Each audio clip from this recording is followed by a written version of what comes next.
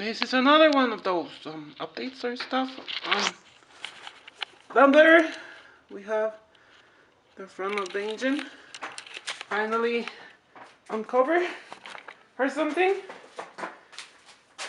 Water pump, timing belt cover, front rear seal or front main seal broken. Harmonic balancer broken. I need to replace the seals.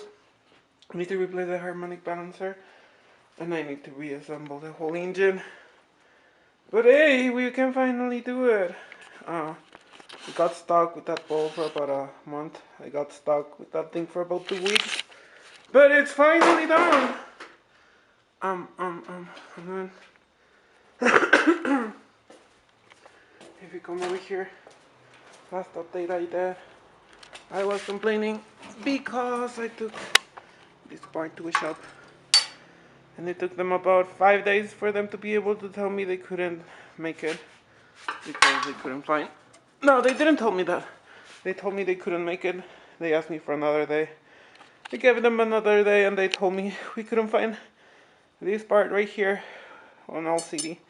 So can you give us another 5 days? And I was like, no, never mind, give me a piece.